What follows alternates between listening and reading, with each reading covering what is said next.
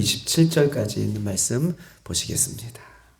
에스겔서 3장 우리 22절로 27절까지 있는 말씀 저와 여러분 한 절씩 그렇게 교독하며 읽겠습니다.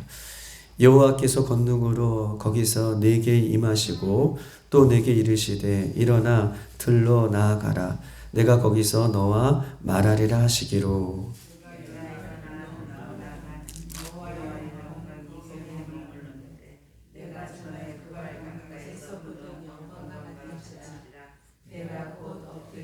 주의 영이 내게 임하사 나를 일으켜 내 발로 세우시고 내게 말씀하여 이르시되 너는 가서 내 집에 들어가 문을 닫으라.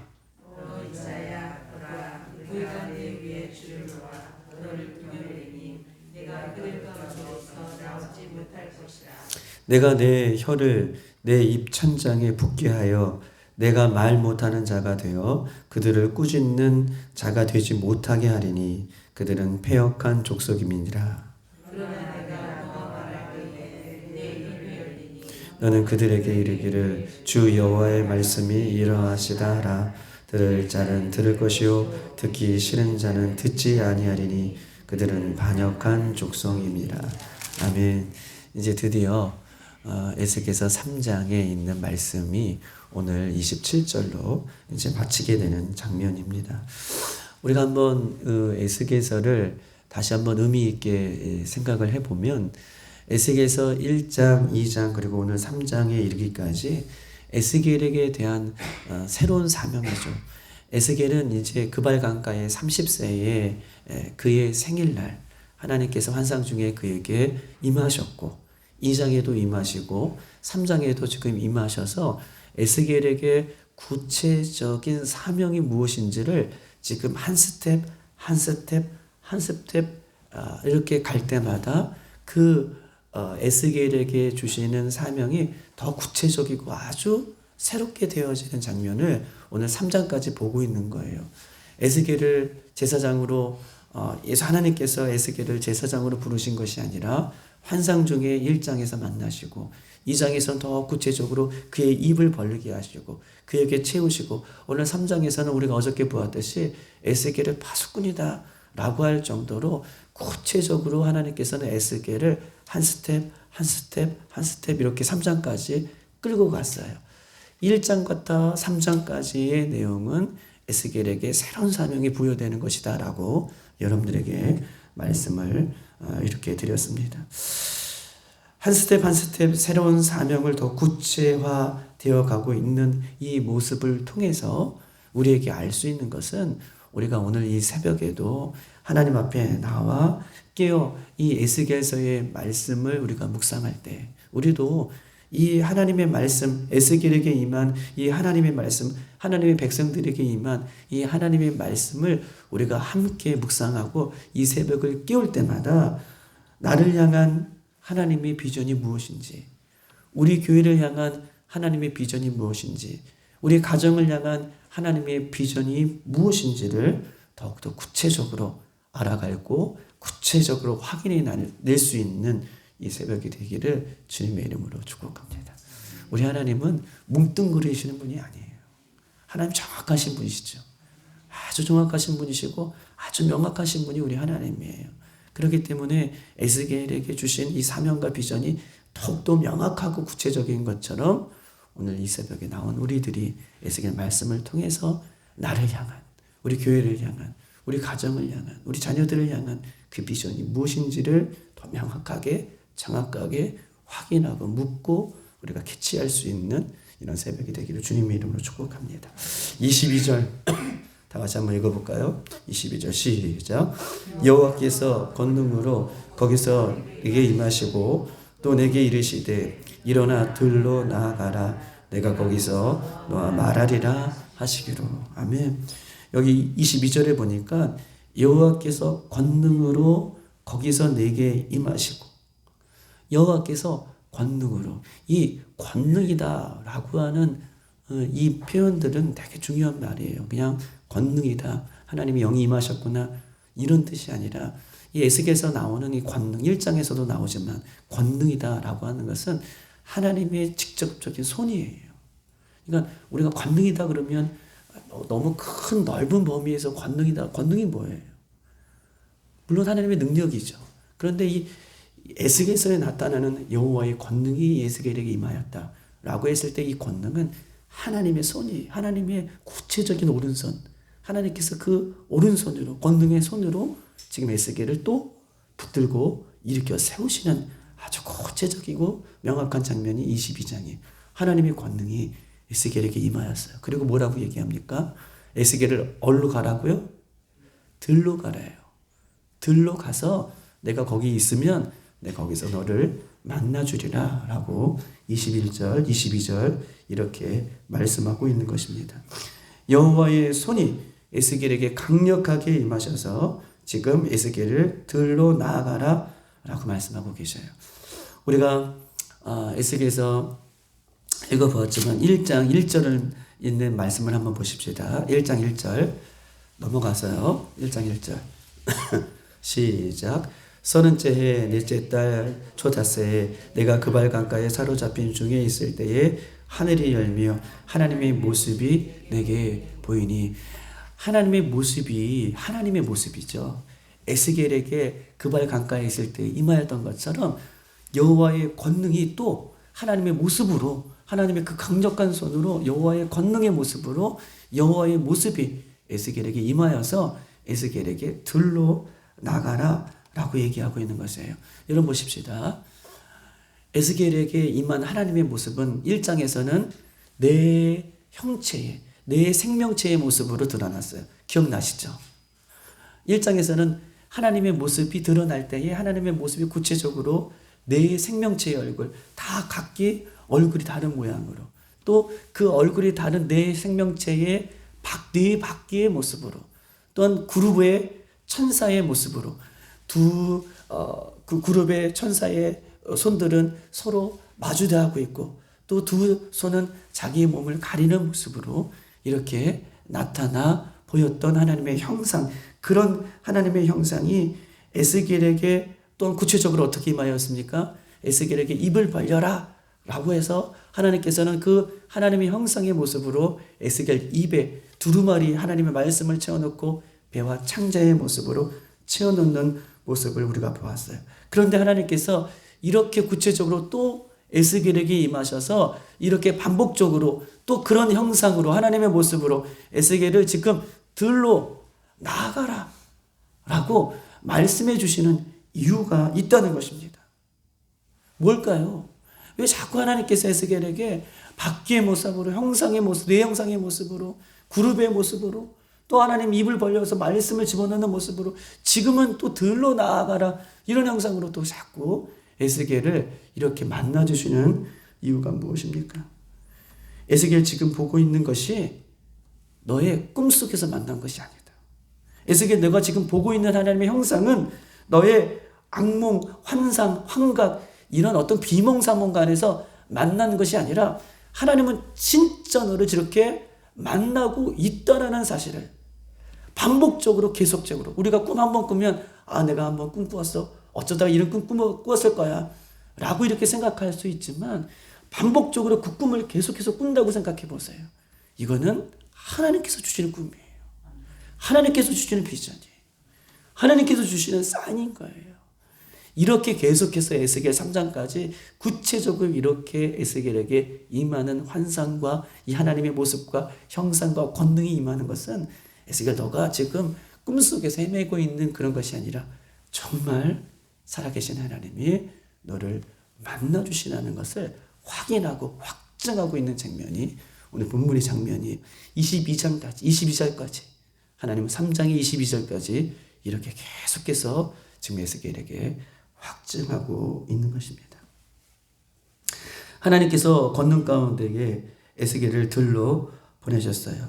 그리고 그발 강가 들 환상 중에 하나님의 영광의 보좌의 모습처럼 계속해서 에스겔에게 임하는 것입니다. 이것을 볼 때 우리가 믿는 하나님은요, 보세요. 여러분 보세요.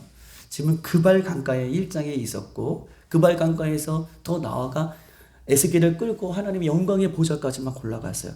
그리고 나서 하나님께서 오늘 또 에스겔을 들러 나아가라고 말이라고 했어요. 여기서 알 수 있는 것은 무엇입니까?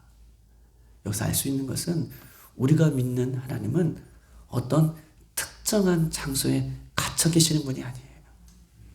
하나님은요, 이스라엘 예루살렘에만 갇혀 있는 분이 아니에요. 하나님은 그발 강가에 이스라엘 백성들에게만 갇혀 계시는 분이 아니에요. 하나님은 들에만 계시는 분이 아니에요. 우리가 믿는 하나님은 어떤 분이세요?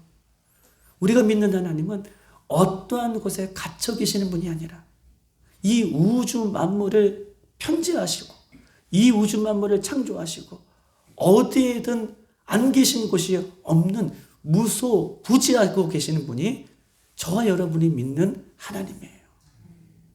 우리 하나님은요, 어떤 특정한 교회만 있는 분이 아니에요.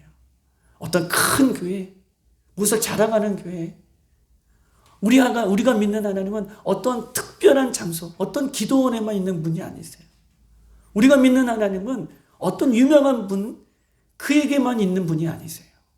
우리가 믿는 하나님은 그발 강가에도 계시고 예루살렘에도 계시고 들에도 계시고 저 하늘나라에도 계시는 우리와 늘 함께 임마누엘 함께 동행하시는 그 하나님이 저와 여러분이 믿는 하나님 되심을 이 새벽에 확인하고 붙드는 시간 되기를 소망합니다. 우리 하나님은 그런 분이세요. 어떤 곳에만 계시는 분이 아니라 지금 이 새벽에 우리가 기도하는 이곳에 하나님께서 함께하고 계시는 줄 믿습니다. 이 믿음이 너무나 중요해요.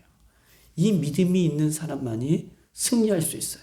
이 믿음이 있는 사람만이 어떤 환경 속에서도 하나님과 동행하는 삶을 살 수 있다는 것을 오늘 본문은 짧은 글이지만 우리에게 보여주고 있는 내용인 것입니다.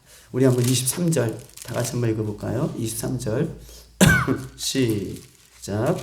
내가 일어나 들로 나아가니 여호와의 영광이 거기에 머물렀는데 내가 전에 그발 강가에서 보던 영광과 같은지라 내가 곧 엎드리니. 아멘. 하나님의 모습이 영광 가운데에 보였습니다. 그리고 그 영광 가운데에 에스겔이 지금 어떻게 하고 있어요?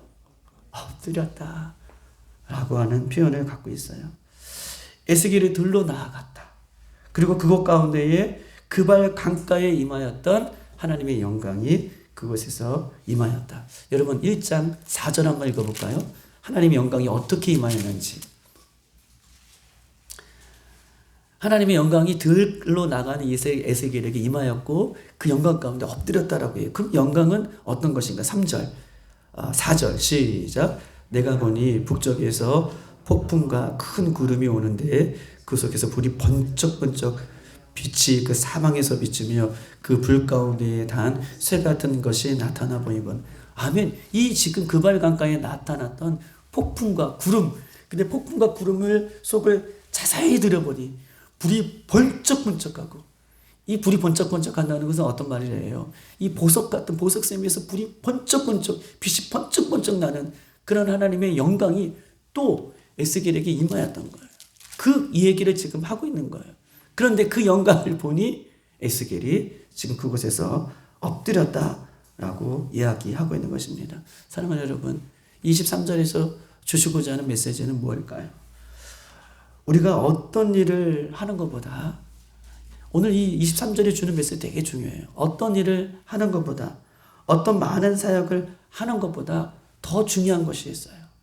우리는 하나님 앞에 어떤 일을 많이 하는 것보다, 어떤 사역을 많이 감당하는 것보다, 내가 어떤 일들을 많이 하는 것보다 더 중요한 것이 있다면 우리는 하나님 앞에 엎드리는 자세예요. 하나님은 우리가 어떤 일을, 어떤 사역을, 어떤 많은 것들을 감당하는 것, 이것도 하나님께서는 우리에게 보신다면 하나님께서 더 우리에게 중요한 것은 우리가 하나님 앞에 섰을 때마다, 하나님의 영광 앞에 나올 때마다, 하나님의 영광을 볼 때마다 우리에게 요구하는 것은 어떤 사역과 어떤 많은 일이야, 어떤 많은 인간적인 그것을 요구하시는 것이 아니라 하나님께서 우리에게 요구하는 것은 하나님의 권능 앞에 엎드리는 자세, 겸손하게 낮아지는 모습, 겸손하게 주님을 찾는 모습. 이 모습이 에스겔을 통해서 우리에게 보여주는 거예요. 하나님의 영광이 임하면 하나님을 찬양하고 하나님을 높이고 이런 것이 아니라, 인간은 하나님 앞에 나올 때마다, 인간은 십자가 앞에 나올 때마다, 인간은 예수님 앞에 섰을 때마다 우리가 가져야 할 자세는 엎드리는 겸손한 자세. 이것이 우리가 평생을 가져야 할 신앙의 모습인 것임을 오늘 본문은 에스겔을 통해서 우리에게 이야기하고 있는 것입니다. 하나님 앞에 설 때마다 항상 겸손하게 엎드리는 자세가 어떤 일보다, 어떤 사역보다, 어떤 사명보다 중요합니다. 하나님은요, 교만한 자를 폐하시고 겸손한 자를 일으켜 세우시는 분이 하나님이세요. 하나님은 겸손한 자를 일으켜 세우시는 것이 하나님이신 것임을 기억하고 엎드린다. 이것이 우리에게 가져야 할 영적인 원리임을 성경은 오늘 우리에게 이야기하고 있는 것입니다. 바싹 엎드렸어요. 24절, 25절 한번 읽어보십시다. 시작. 다시요. 24절, 25절 시작. 주의 영이 내게 임하사 나를 일으켜 내 발로 세우시고 내게 말씀하여 이르시되 너는 가서 내 집에 들어가 문을 닫으라. 또 인자야 보라 무리가 내 위에 줄을 놓아 너를 동요매리니 내가 그들 가운데에서 나오지 못할 것이니라. 아멘. 24절 25절 이해가 안 돼요. 오늘 에스겔에게 들 가운데에 들로 나가라라고 하고 하나님께서는 거기에 에스겔을 영광 가운데 만나 주셨어요. 그리고 나서 또 요구하세요. 주의 영이 또 임하사 나를 일으켜 세우시고 내 발로 세우시고는 내게 말씀하여 이르시되 에스겔에게 또 말씀하여 이르십니다. 너는 어디로 가라? 내 집에 들어가라. 그런데 집에 들어가는 것이 아니라 집에 들어가고 뭘 하고 있어요? 문을 닫으래요. 너무 신기하죠? 에스겔은 지금 파수꾼의 사명을 부여받고 있어요. 밖에 나가야 되는 입장이에요. 문을 열고 밖에 나가 파수꾼은 전도해야 돼요. 하나님의 말씀을 대언하는 사람이에요. 그런데 그를 집에 들어가라 라고 말씀하시고 문을 닫으래요. 그리고 25절 또 인자야 보라 무리가 내 위에 줄을 놓아 너를 동요매리니 내가 그들 가운데 너를 나오지 못하게 하리라. 무리들이 너를 어떻게 해요? 꽁꽁 밧줄로 동요매서 너가 움직이지 못하게 그렇게 만들어버리겠다라고 하나님께서는 에스겔에게 이렇게 말씀하고 있는 것입니다. 즉 에스겔을 집에 가두어서 움직이지 못하게 하겠다라고 하는 것은 가택연금이에요. 지금 집 밖을 너가 나오지 못하게 하리라 라고 말씀을 하고 있는 것입니다. 그런데요, 이 요구는 더 구체적이에요. 26절 한번 읽어볼까요? 시작.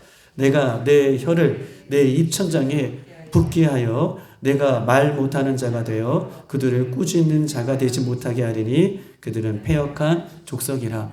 아멘. 오늘 26절에는 지금 문을 닫게 하고 문에서 나오지 못하게 너를 꽁꽁 밧줄로 묶게 한 다음에 하나님께서 뭐라고 했어요? 에스겔 혀를 입천장에 붙여버리신대요. 그리고 백성들을 꾸짖지 못하게 하신대요. 너무 이상하죠? 에스겔은 파수꾼이잖아요. 말을 해야 되잖아요. 하나님 말씀을 선포하는 자잖아요. 그런데 나오지도 못하게 하고 꽁꽁 묶고 혀를 입천장에 붙게 하여서 백성들로 하여금 너가 꾸짖지 못하게 하리라 라고 하나님께서는 에스겔에게 이렇게 말씀하고 있는 것입니다. 우리 3장 4절 한번 읽어볼까요? 3장 4절에 있는 말씀 한번 읽어보십시다. 시작. 그가 또 내게 이르시되 인자야 이스라엘 족속에 가서 내 말로 그들에게 구하라. 아멘. 이거예요. 하나님은요 보세요. 에스겔에게 주신 사명은 너 일어나서 내 발로 너에게 준 이 말씀, 너에게 배에 채운 이 말씀을 전하라. 이것이 에스겔에게 준 사명이에요. 그런데 3장 24절부터 26절까지는 집에서 나오지도 못하게 하고 밧줄로 묶어버리고 너를 지금 이 혀를 천장에 붙게 하리라. 정반대되는 이야기를 지금 에스겔에게 3장의 소명으로 지금 이렇게 하시는 이유는 무엇입니까? 그들을 꾸짖지 못하게 하리라 라고 말씀하시는 이유는 무엇입니까? 즉 이 말은요, 파수꾼의 사명은 보세요. 내가 너를 혀를 붙여버리고 문 밖에 못 나게 하고 묶어버리라. 이게 주시는 사명은, 이유는, 영적인 의미는, 파수꾼의 사명은 내 생각, 내 경험, 내 느낌을 전하는 것이 아니라 오직 하나님께서 주시는 말씀만 전하는 사명이 파수꾼의 사명이에요. 마지막 28절에는 마지막 우리가 27절에는 내가 너와 말할 때에 내 입이 열리니니, 즉 하나님께서 주시는 말을 네가 할 때에, 하나님께서 너의 입에 넣어주시는 말만 너가 할 때에 너의 입이 벌려지게 하리라.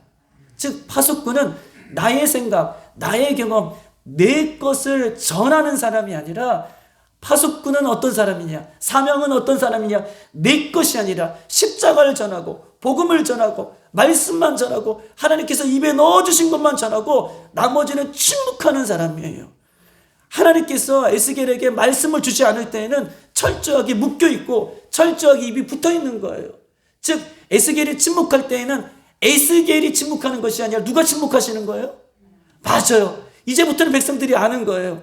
에스겔이 말하는 것이 아니라 에스겔이 침묵할 때에는 에스겔을 침묵해 가시는 하나님이 지금 우리들에게 침묵하고 계시는구나. 에스겔이 이제 말을 할 때는 이건 에스겔이 말이 아니고 에스겔의 생각이 아니고 에스겔의 느낌이 아니라 이것은 에스겔의 입에 넣어주신 하나님의 말씀이 에스겔을 통해서 나에게 주시는 말씀이구나. 이것을 백성들에게 깨닫게 하기 위해서 이 사명이 무엇인지를 이 에스겔에게 알려주시기 위하여 하나님은 에스겔을 집에 가둬두시고 묶으시고 혀를 천장에 붙여 놓으시는 장면이 오늘 본문의 장면이다라고 이야기할 수 있는 것입니다. 여러분, 이것을 통해 하나님께서 우리에게 말씀해 주시는 이유는 무엇입니까?